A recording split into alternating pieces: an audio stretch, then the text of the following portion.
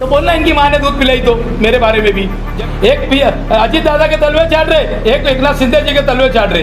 तो ये सब सियासी हथकंडा है और ये झूठी हमदर्दी हासिल करने के लिए ये सब किया जाता। इतना बड़ा आदमी नहीं है जितना बड़ा अगर अपने आप को शेख हसीना समझता हूँ तो। क्या आरएसएस मेरे खिलाफ में मीटिंग लेती, आरएसएस पैसा देती, ये तो एकदम फालतू बात है। उसी को क्यों धमकी मिलती और दूसरे लोग नहीं बोलते कि जैसे एक ही शख्स बोलता क्या हर इलेक्शन के वक्त तो ही मिलती धमकी, ऐसे नहीं मिलती। ऐसे 4 साल 8 महीने सब गायब थे और वो हमारे फिरका परस्त लीडर अजीत दादा पवार की गोद में जाके बैठे, हम तो बीजेपी ही मानेंगे। तू मुझे सुना मैं तुझे सुनाऊं अपनी प्रेम कहानी, ये बोलने लगाते कि तू मेरे खिलाफ बोल, है ना। इतना क्या कोई भी बोल रहा, अभी मैंने आज बोला तो बोलना इनकी माँ ने दूध पिलाई तो मेरे बारे में भी जमील सर ने बोले ना, अभी यहाँ पर प्रेस में बोले, मैंने वहाँ पे बोला। तो ये सब सियासी हथकंडा है और ये झूठी हमदर्दी हासिल करने के लिए ये सब किया जाता। ये जो है ना हुजूर के शान में गुस्ताखी हुई, इसके लिए इनको कोई लेना, इनको सियासत करना चाहिए।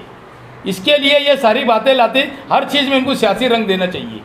बस ये सब है कि भाई मेरे खिलाफ पे आरएसएस बोल रही, इतना बड़ा आदमी नहीं है जितना बड़ा अगर अपने आप को शेख हसीना समझता हूँ तो। क्या आरएसएस मेरे खिलाफ में मीटिंग लेती, आरएसएस पैसा देती, ये तो एकदम फालतू बात है। सिर्फ है कि मैं कैसे झूठी हमदर्दी हासिल करूँ, ये शहर के लोग आप जान चुके, ये सारी बहकावे में और ये बात में आने वाली नहीं है। हम लोग आज तंजीमों से रात को और कल मुलाकात करेंगे, पुलिस ने एफआईआर नहीं ली तो हम धरना आंदोलन करेंगे। ये हमारा फैसला, एहतजाज अटल रहेगा। जो तंजीम आना चाहती है साथ में आएंगी, नहीं आना चाहती है तो नहीं आएंगी। हम कांग्रेस कमेटी शहीदों की यादगार के पास सबसे मिलकर जिसको आना है हमारे एहतजाज में आएगा। हम 1-2 दिन के ऐलान करेंगे कि हम लोगों को कहाँ पर एहतजाज करना है। हमारी जहाँ सोचेंगे हम शहीदों की यादगार के पास करेंगे। ऐसा बोल सकते हैं कि आसिफ शेख को जो अमन परदेसी ने धमकी दिया, वो मैं तुझे सुनाऊं तू मुझे सुना अपनी प्रेम कहानी है, उसी को क्यों धमकी मिलती और दूसरे लोग नहीं बोलते कि जैसे एक ही शख्स बोलता क्या है, एक ही शख्स का वैसा है कि वही बोलता तो दूसरे लोग भी बोलते ना। हर इलेक्शन के वक्त तो ही मिलती धमकी, ऐसे नहीं मिलती। ऐसे 4 साल 8 महीने सब गायब थे। अब धमकी भी मिलने लग गई, साइजिंग वालों की भी याद आने लग गई, कारखाने वालों की भी याद आने लग गई, मौलवी की पगारों की भी याद आने लग गई, मस्जिद के अंदर लाइट वो लगाने का सोलार सिस्टम की भी याद आने लगी।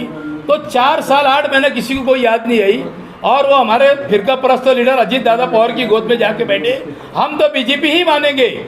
ये कितने भी लेकर आओ, अजीत दादा को लेकर आओ, क्या एकनाथ शिंदे को लेकर आओ, देवेंद्र फडणवीस को लेकर आओ, इनका आज़ाद के पीछे जो पर्दा है वो बीजेपी का पर्दा है। हम ये शहर यही मानेगा, दूसरी बात कोई शहर मानेगा होने का नहीं। एक अजीत दादा के तलवे चाट रहे, एक एकनाथ शिंदे जी के तलवे चाट रहे। इन्होंने क्यों नहीं बयान, इनका बयान अभी तक के आ जाना चाहिए था ना। ये तो आजकल उनकी इसके ऊपर नाच रहे। इनको भी एकनाथ शिंदे साहब ने यही कहा कि साहब एक तो आप आज़ाद लड़ो और या तो फिर एमआईएम से लड़ो, पूरा खर्च मैं दूंगा। ये बात मेरे लीडर नाना पटोले साहब ने मुझे खुद अगले हफ्ते जुमेरात के दिन मुंबई के अंदर ये बात बताई। तो ये कहाँ उसके ऊपर इल्ज़ाम करेगा तू, अजीत दादा ने तुझे जो बोला। ये दोनों कठपुतली बनी हुई है आज की फिरका परस्त युति सरकार की, दोनों कठपुतली बन के नाच रहे हैं, एक दूसरे के ऊपर इल्ज़ाम तराशी करते हैं। दोनों बीजेपी के लोग हैं। और इसमें नोट करो 4 लोगों का नंबर, वो 4 लोगों के ऊपर करना चाहिए। मेरा भी नंबर दो, जहाँ ज़रूरत पड़ी तो मैं भी जाऊँगा, मेरे कार्यकर्ता जाएंगे जहाँ आवाम को ज़रूरत पड़ेगी। मैं पीछे भी बोलता था कि 10 किलो का 9.5 किलो 9 किलो अनाज देते ये लोग। पहली बात तो चोरी करते, उसमें जिसका यूनिट पूरा देते तो उसमें चोरी करके देते।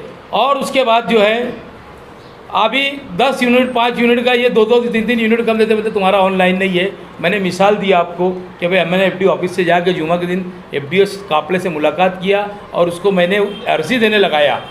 और ये एक नहीं, मालेगांव शहर के अनेक राशन दुकान के वालों की समस्या है। और किसी को अगर बुरा लगेगा, कोई राशन दुकान वाला बोलेगा मैं नहीं करता। और इसमें एक राशन दुकान वाले की बहुत और कंप्लेंट है, वो फरीद करके कोई मदनी नगर के अंदर है, उसके नाम भी लिखो, उसके बारे में हर दिन 2-4 लोग आते रहते। उसके भी राशन दुकान के ऊपर कोई दिन जाकर एहतजाज करेंगे हम ज़रूर। और वहाँ पर ही एफडीओ को, प्रांतों को, तहसीलदार को, किसको बुलाना पड़ेगा हम वहाँ पर बुलाएंगे उसके लिए। शहर में काम करेंगे पूरी टीम सिर्फ शहर के अंदर राशन दुकानों के ऊपर काम करेगी। मालेगांव शहर कांग्रेस पार्टी हिंदुस्तान की बड़ी पार्टी है, गली की नहीं है, तो पूरे शहर के अंदर काम करेंगी ना।